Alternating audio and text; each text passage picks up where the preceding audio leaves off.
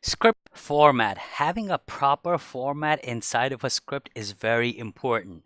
Why is that? Because I'm gonna bring back the same analogy. You create a script, it's a very long script, and a few months pass by, and now you need to modify the script or troubleshoot something in the script. You have written you have written down the script, but it's all over the place. The variables is up, your comments are nowhere to be found, the description is nowhere, the commands are left and right, there's no indentation, nothing. So there should be a proper format that should be followed so that someone can come in and take a look at your script and says, wow, that's a great job. Whoever did that, so easy to read and so easy to understand. And what are those format? One is first and foremost is define shell. This is something that you have to define. You could say it as a part of format or mandatory. You have to do that. You have to define a shell. When you create a first script, you have to let your operating system know, run that script as bash script. If you're doing a corn shell, you'll have to specify pound hash slash bin slash corn shell. Anyway, when we write our first script, we'll cover that as well. Then comments. Right after defining the shell, you have to put the comments, and those comments always starts with pound sign. And the reason I am telling you that you should include comments is because comments should tell what your script does. When your script was written, who it was written by, was it there any modification, anything that you wanted to include that a user or someone else reading your script can understand what this script is about, please add that to your comments. Then define variables. Variables, what those variables are, we'll cover that. Not to worry about it, but just to let you know quickly, the variables is just like an alias. If you have a long command or if you have a bunch of emails, what people do is they give it a letter equals the whole big command that becomes their variable. So define your variable at the top after comments. Then you run the commands. Whatever the commands that you want your script to execute, you need to specify those commands. Or if you do not have commands, or if you have any statement scripts, that's where you put your statement scripts. Those statement scripts are if, then, while, for loop, or so on. Now, when you have statements defined, you should start if the line where you're going to put an if, hit tab, because this way it will show that your if statement is starting from this point on. There is nothing that the script will translate your tab into something else. You could use spaces, you could use tabs, anything that you want, but try to make your script formatted in a way that if someone or even you read it after a year or 2 years, you'll say, ah, this is what I did. It's so easy to read.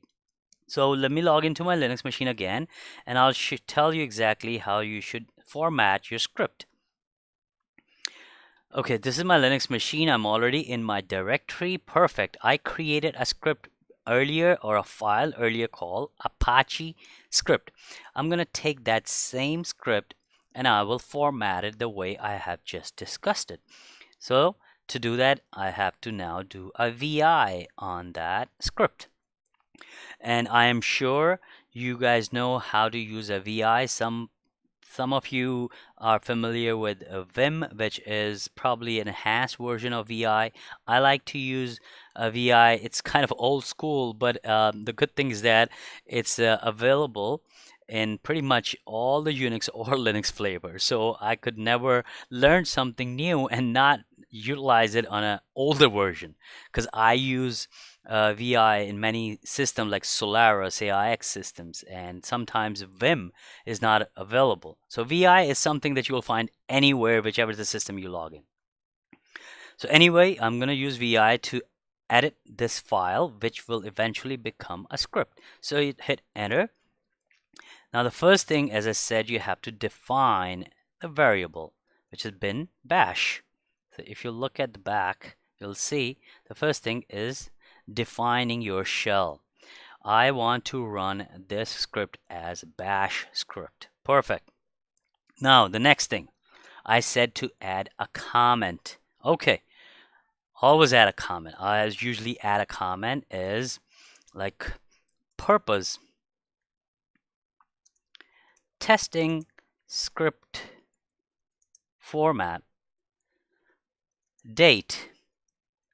Put any date. Let's say August 2020. Modification. If you have done any modification to the script, put down the date of that modification. So 02 08. So last modification, of course, since you're creating it the first time, I'll put 20 again.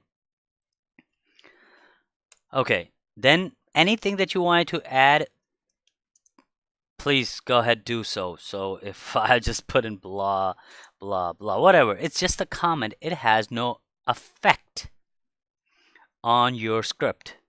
Okay, perfect. I understand, Imran, but how come the first line that you have is /bin/bash has a comment in front of it? Isn't it will be considered as a comment as well? Awesome question. Trust me, I had the same question. But let me tell you this. It's just how it is. Sometimes, it is how it is. So the Linux will understand this as actually a shell script. And it always starts with pound and hash. Why?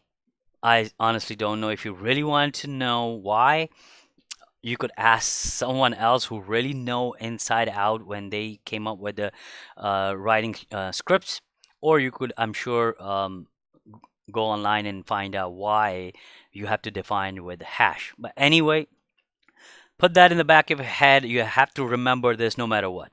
Okay, so moving on. Then you define, next thing is variable. Variable is something like every time I want to echo something, I just want to say a and then echo. So let's say in my case, I wanted to have single quote Imran Afzal. And you know what? I will say, my name is Imran Afzal. This is how you define your variable. And then you could just do echo $a.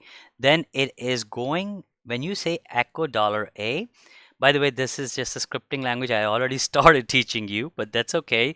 You need to understand the format. So variable I have defined here that every time this command will run, it is going to call upon this variable.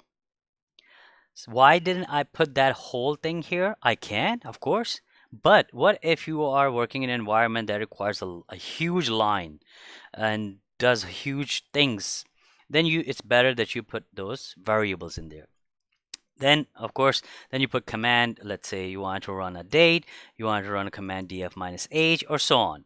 Then the last one I included as statements. If you are including statements in your script, please do not start from if, let's say, $a equal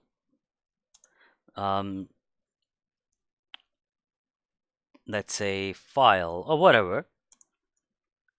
Do not start like that. Always put tab like this.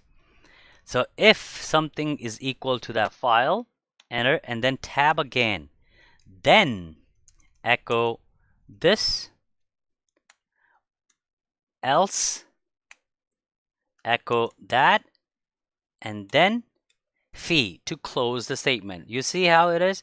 That entire if statement came to be on the right hand side. So you know that this is the statements that I want to run, and they are indented to the right side. What are those statement scripts? I never seen that. Don't worry about it. I'm gonna cover that in my next lessons. The purpose of this lesson is just that you know that why would I follow this format on the following lessons. That's why I wanted to cover that right now so you would know.